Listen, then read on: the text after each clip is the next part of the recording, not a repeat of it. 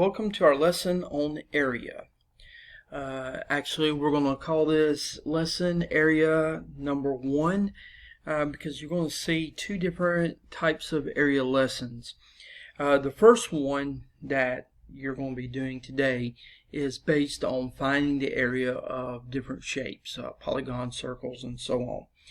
However, we are going to apply things that you've learned in geometry throughout the year, such as the Pythagorean theorem and trigonometry, and how it's incorporated with area. Now, area is very important because we can't do our volume lesson until we understand our area lesson. Because once you get area down, then volume is really simple to show and to work out. So let's start out with the parallelogram, and what I'm going to do is I'm going to show you 6 different formulas that you are going to incorporate and use in what you're going to find the area of. Now the first one, like I said, is the parallelogram. The parallelogram is a shape that we learned in the unit quadrilaterals. Well, we can find the area of a parallelogram. In other words, how much space is being incorporated by the formula A equals to base times height, BH. Now, what a lot of students have trouble with on parallelograms is sometimes they are given distractor numbers, numbers that are not needed in order to find the area. So if you look at this picture, the base and height is actually the two lines or sides that is connected to our right angle, which is perpendicular. So this would be the base of our parallelogram, and this would be our height. If you multiply these two numbers together, you will have the area of a parallelogram. Now, we were in the classroom setting. I would actually do a demonstration on how this formula is derived. But since we're not in the classroom, we're just going to trust that this is the formula. Now, the distractors actually comes from, like, what if the numbers given here or here? These are slants. So therefore, they are not used in the formula. However, we might need them in order to find the B or H to plug it into the formula, and you'll find that out in just a few minutes. Our next shape is the triangle. Now, the triangle is one that you should have learned since probably about 5th grade, that the formula is 1/2 base times height, or base times height divided by 2. Now, what a lot of students get confused on the triangle is what is the base and what is the height. Anytime you see the right angle, just like you did in the parallelogram, this will always connect the base and the height. So that would be the base, that would be the height, and these two numbers would just simply be distractors. If you have these two numbers, plug it in the formula, you have your area. Now look at this triangle. This one doesn't have that little dotted line, but all you got to do is find that little right angle, the box. Here's your base and here's your height. Oh, but what if the picture was drawn like this, and they didn't draw like a dotted line straight up and down? That's okay. All you have to do is find the right angle. Even though it's set up this way, that's your base, that's your height, or vice versa. Plug it into your formula and you'll get the answer every single time.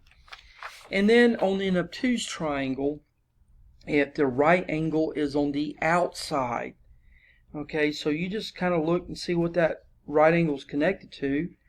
There's your base, and here is your height. This number and this number would just simply be distractors, and that's how you'd find the area of a triangle. Trapezoid, you also learned about 5th grade that if you take the bases and add them together, multiply it by the height, and then take half of that, you would have the area of a trapezoid. So what are our bases? Our bases are the two lines that are parallel. You just got to be careful with trapezoids because they could be drawn like this. So just find the parallel lines, that's your B1 and B2. And it doesn't matter which is 1 and which is 2. And our height, would be the one that's connected to the box. Yes, that box or right angle is very important when we're trying to find different areas of different shapes. Our distractors, of course, would be like our slants that we wouldn't need in this case. Now be careful, you could also have a right trapezoid where this could be a 90-degree angle, therefore that would already be your height. Now let's move on to the next shape. This shape is introduced at later times, which is the kite/rhombus. Both of them use the exact same formula, so I'm just going to combine this as one. In order to find the area of a kite or rhombus, you just take the distances or the diagonals, or how you want to say it. That's from one corner to another, one corner to another. Multiply them together, divided by 2, and you have the area. There's actually a neat demonstration on how the formula is derived, but we're not going to go into that. All you need to know is from here to here times here to here divided by 2, you have the area. But we got a problem here. It's a right triangle, so we might be applying the Pythagorean theorem or trigonometry. Same thing with the kite. You just take this distance, d1, and then take this distance, d2, multiply them together, divide by 2, you have your area. I'm going to go over a circle again. I know we had it in a previous lesson. The circle is used a lot in volume, so I just wanted to go over this. That way it's kind of a reminder how we find area of a circle, pi r squared. And then the regular polygon. Now when we did regular polygon earlier on in the year, we actually used trigonometry, and we used the formula n minus 2 times 180 and things like that. But on this, I'm going to give you the apothem and a side. So remember, the apothem is the distance from the center of the polygon to the side that is perpendicular. And this is a pentagon. Remember, regular polygon works on all shapes that are regular. So it could be a regular hexagon, heptagon, octagon, nonagon, so on. But we'll look at an example of this here in a minute. Now, y'all remember when we did our last couple lessons, y'all got a little bit confused with the video associated with the problem number. So remember, video is number 1, so this is problem number 2. So this is your first problem, but it'll be listed as number 2 when you work this in teams. Alright, so this is the first formula, which is the parallelogram. And in the parallelogram, we have base times height. Well, we have a base of 8. Well, if that's 8, that's also 8. But we don't have a height.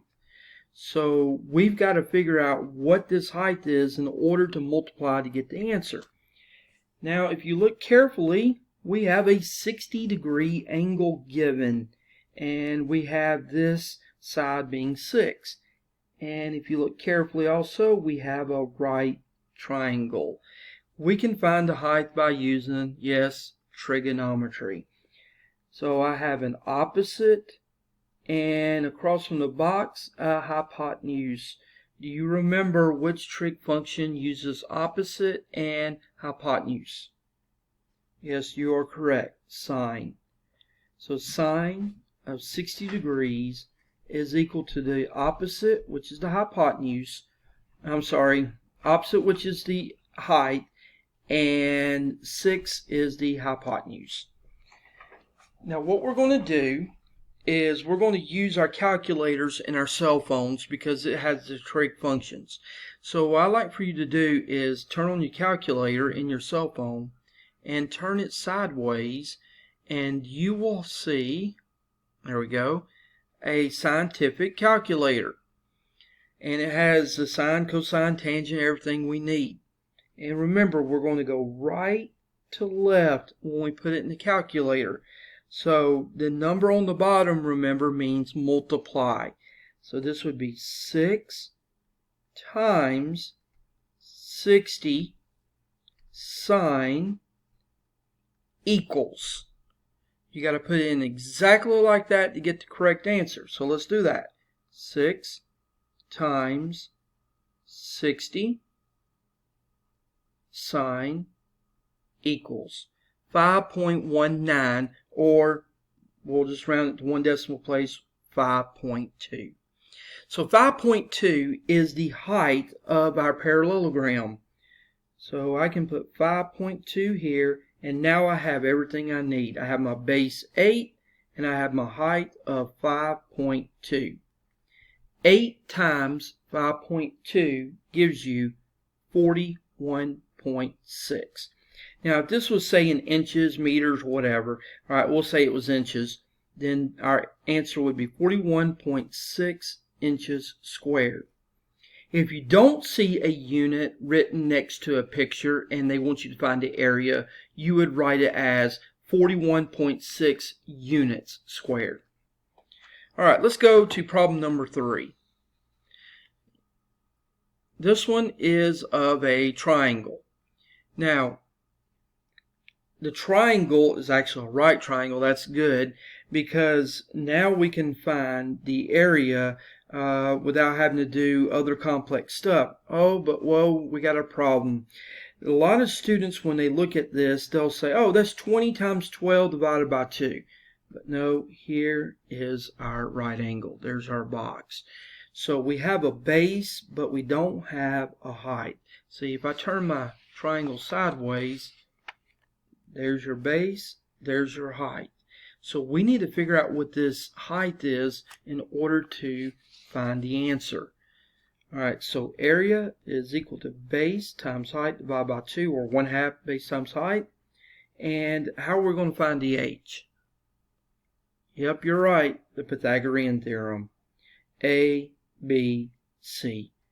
There's a leg, there's a leg, there's the hypotenuse. So I have A squared plus B squared is equal to C squared.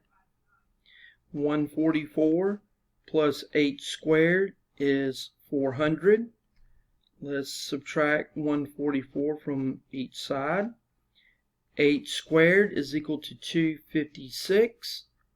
Take the square root of 256 and you get a height of 16. So h is 16. That is our height. Now, what I need to do next is figure out what's the area. So base 12 times height 16 divided by 2.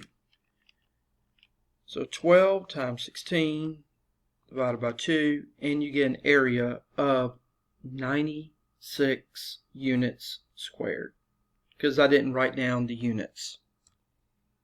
Next shape, number 4, trapezoid. Now the trapezoid, our formula again was 1/2 B1 plus B2 times the height. So we have B1, here's B2. Oh no, we don't have a height. Alright, so I have 1/2 6 plus 10, and I've got to figure out what the height is. Yep, another right triangle, another angle given, a side given, Pythagorean theorem. So I have an opposite, hypotenuse, and just like number 2, we're going to use sine. The sine of 65 is equal to the opposite over hypotenuse. So in your calculator, you're going to put 5 times 65 sine equals. When you do this, you should get approximately 4.5. So our height is 4.5. Now I have everything I need to solve the problem. B1, B2, and height. 6 plus 10, that's 16. 16 times 4.5 divided by 2, and you get 36, or 36 units squared. And there you go for number 4. Alright, next, number 5. This is our kite slash trapezoid problem. And on this problem, you have to find the area of this kite. And the formula was D1 times D2 divided by 2. Well, what is D1? D1 is from here to here. Well, I've got a problem. I don't have any number from here to here. So let's analyze the picture. We have a right triangle. A side and side, looking for a side. So therefore, we're going to have to do the Pythagorean theorem. So I have A squared plus B squared is equal to C squared. 25 plus X squared is 169. X squared, when you subtract 25, you get 144. Take the square root, X equals to 12. Since this is a kite, and that's 12, we know that this is being bisected, so this is also 12. So D1 is 24. 12 plus 12, 24. Now let's get D2. D2 is the height of our kite. That's just simply adding 5 plus 18. 5 plus 18, 23. That's D1, that's D2. Here's your answer.